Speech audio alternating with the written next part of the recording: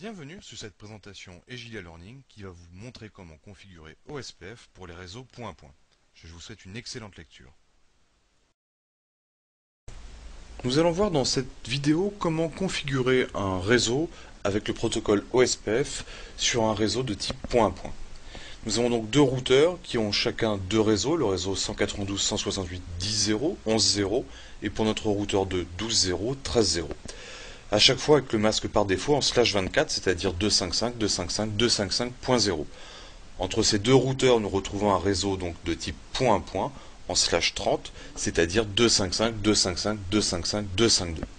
Alors nous allons commencer par configurer le routeur 1, puis ensuite le routeur 2, et pour le moment je vais uniquement configurer les interfaces, et ensuite nous verrons comment configurer le protocole OSPF. Je vais donc commencer par le routeur Egilia 1. Pour le moment, il n'y a aucune configuration de fait. Je vais pouvoir commencer par lui donner un nom à l'aide de la commande hostname Egilia routeur 1. Je vais commencer par configurer la première interface, la fast 0/0, qui connecte les utilisateurs du réseau 10.0. Je lui donne par convention 10.254 comme IP avec le masque par défaut, puis je fais un no shutdown pour activer l'interface. On voit donc que notre interface passe en up. Je vais faire la même chose pour l'interface fast 0/1. Je lui donne l'adresse IP 192.168.11.254.255.255.255.0. Je l'active avec la commande no shutdown. Il ne me reste plus qu'à configurer mon interface serial 0/0/0. C'est l'interface qui est ici, qui connecte donc vers mon routeur Egilia routeur 2. Je lui donne donc comme adresse 212.25.32.5 et nous avons vu que c'était en /30, c'est-à-dire 255.255.255.252. Cette interface fournit le top d'horloge. Je lui donne donc un clock rate à 2 millions pour indiquer donc une vitesse à 2 mégas. Et je fais un no shutdown pour activer l'interface. Je vais maintenant configurer mon deuxième routeur, qui lui aussi pour le moment est vierge.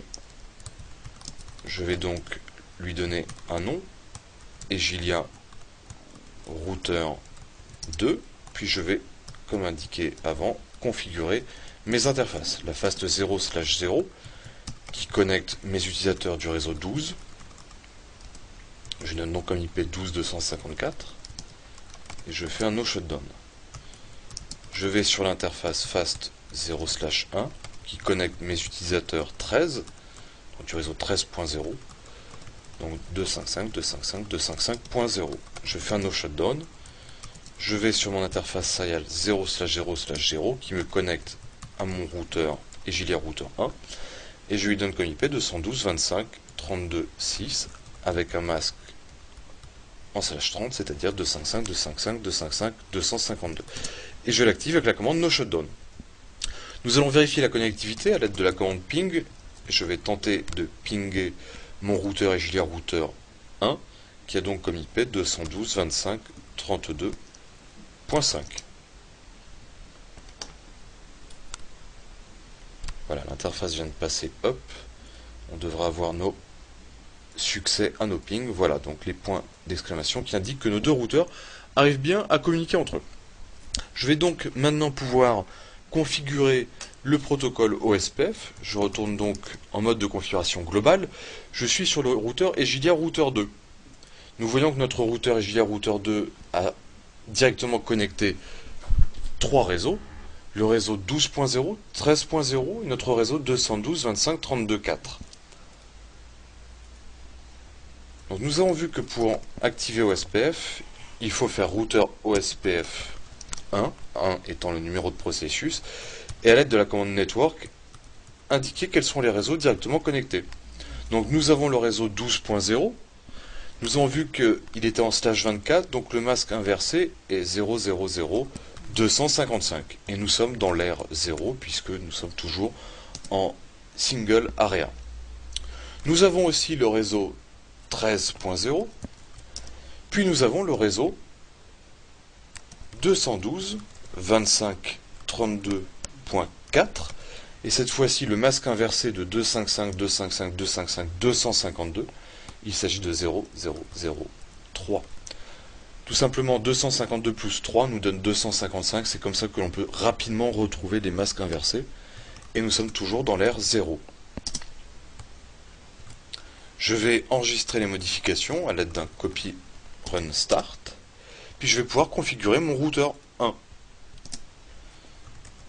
Je vais donc faire routeur OSPF 1, donc 1 étant le numéro de processus. J'aurais pu mettre un autre numéro de processus puisque cette valeur-là n'est que locale au routeur.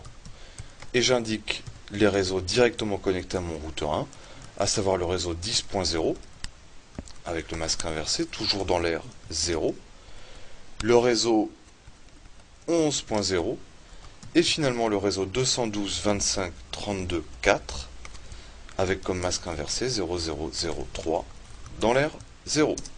À partir de maintenant, les routeurs vont tenter de créer les adjacences, donc les relations de voisinage. Nous ne devrions pas tarder à voir que l'adjacence se crée entre nos deux routeurs point à point. Voilà, nous venons d'avoir le message. Donc pour le processus numéro 1, le réseau connecté à la serial 0/0 est passé de l'état de loading à l'état de full. Donc l'adjacence a réussi à se créer. Alors nous pouvons, à l'aide de la commande show IP route, voir la table de routage. Nous voyons pour le moment les routes directement connectées. Donc nous sommes sur le routeur 1, nous voyons le réseau 10.0, 11.0 et le réseau 212.25.32.4. Pour le moment, nos routeurs sont en train de s'échanger leurs informations et de construire leur base de données topologique. Alors nous pouvons commencer à regarder cette base de données topologique à l'aide de la commande show IP OSPF database. Et nous voyons que les routeurs ont réussi à se voir à l'aide de leur lien serré.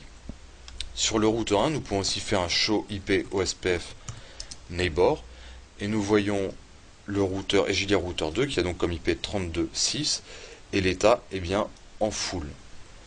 Nous pouvons aussi utiliser quand show IP OSPF interface pour voir quelles sont les interfaces qui participent à notre processus OSPF. Donc nous voyons toutes les interfaces qui sont up, la fast 0/0, la fast 0/1 et notre serial 0/0 et nous voyons que le type de réseau nous semble bien en point-to-point.